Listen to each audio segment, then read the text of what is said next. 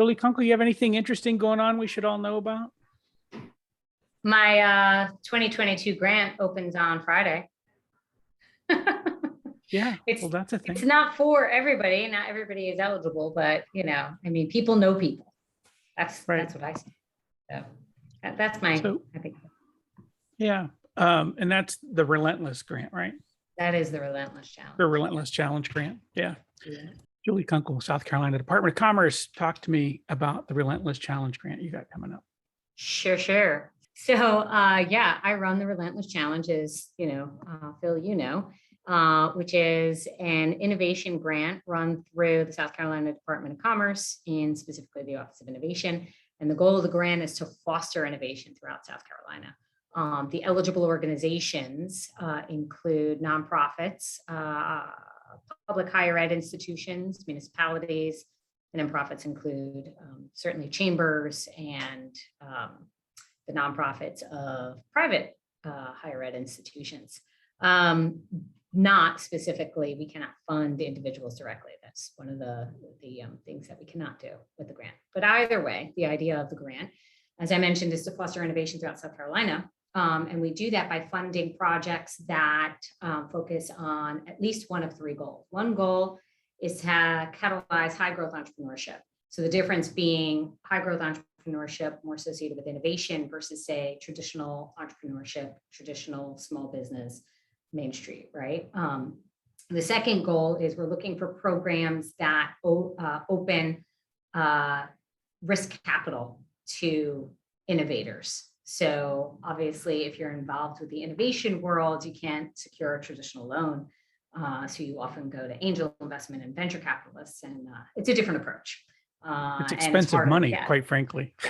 Right, exactly. So we're looking for programs that make that more available, or people are more successful in securing that type of funding.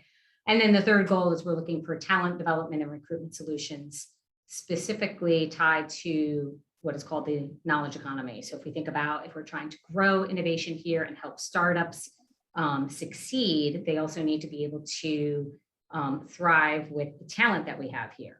So we're looking to make sure that we have programs that create that talent and programs that recruit that talent in. And of course, keep that talent. So basically the projects are 12 months long.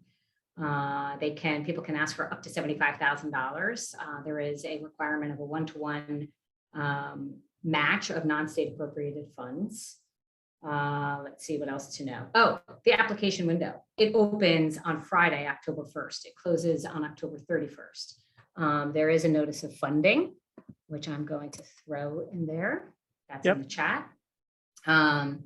What we say is the sooner you can get your application in, the better off you are, because it gives us a little bit of time, the Office of Innovation, to look through the applications and ask some cursory questions before it goes over to our review board. We give ourselves this much room before all the applications go to the review board. Right. And it is a competitive grant, so. Yeah, don't wait till Halloween is what I think I heard you say.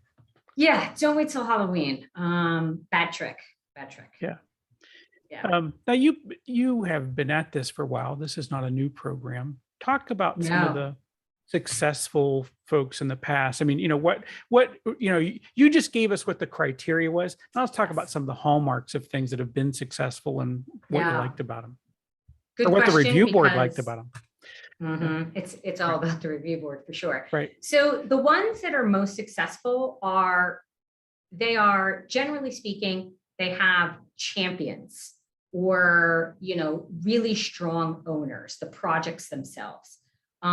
So that, and it's usually not just a single person, it's a few people, because obviously if people think, it's kind of a good idea, and then you receive funding, but there's nobody to run it, nobody to implement it, then it's not really going to do any good, right? Right. So that's one side of it. The other side is probably the most important thing is that it's a well-validated idea. So what we can't fund existing operations. We can't fund infrastructure. We fund programmatic or implementation projects. And so when people are thinking about what these projects are, and they're often pilots, what they really need to do, the ones that are most successful, have validated that idea with local stakeholders. But not only them, but in addition to that, those it seeks to serve, the project seeks to serve. So often these projects are serving ultimately the entrepreneurs. But so those who are creating those projects need to make sure that they're talking to the entrepreneurs to make sure that is what they want and they see value in using it. Because if they don't want it, how entrepreneurial of you to say, why don't you survey your customer first? Isn't it funny? Yeah. But believe it or not, there are people who don't really do that very well, which is crazy. But right. Yeah, that's probably the validation part and the ownership part are probably the two biggest things, I would say. I mean, there's certainly more, but in general, those seem to speak the most to success.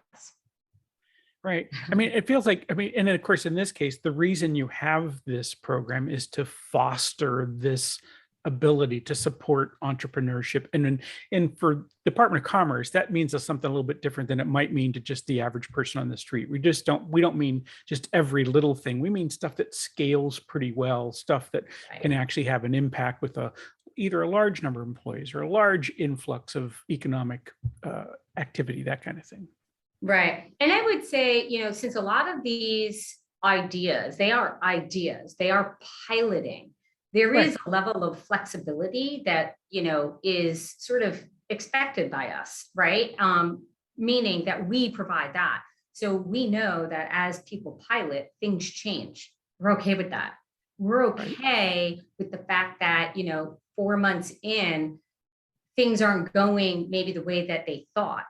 That's okay. Let's just figure out how do we need to use the word pivot, everybody's using it, but how do we pivot the program so that it can change to better serve the entrepreneur or whoever the target audience is. That's just a change in the scope of work. That's fine. We're happy to see that as long as everybody's learning from it. Yeah. Good. All right. So it's the Relentless Challenge Grant. You've given us a link. We don't have I can't just say a link out that's easy because this is not easy. Yeah, no, it's not. Sorry. But it's the Relentless Challenge Grant. And we'll make sure that the link is in the notes so people can go find it. And again, what we're saying here is, look, if you're part of an organization that's supporting entrepreneurship and you got a project there, which could use some funds and has some funds, right? Because that's one of the things you said. It's got to be at least half funded by or matching funds with whatever your organization. So, but basically this is a chance to go reduce, basically you're reducing the risk of a pilot project for someone to see if this actually works. And that's what we're trying to get done. So we'll send you off there and maybe we'll even give you Julie Kunkel's LinkedIn profile or something like that. If you and that notice of funding has my contact information. It has my email and my phone number. At least I think it does. But you can share that as well.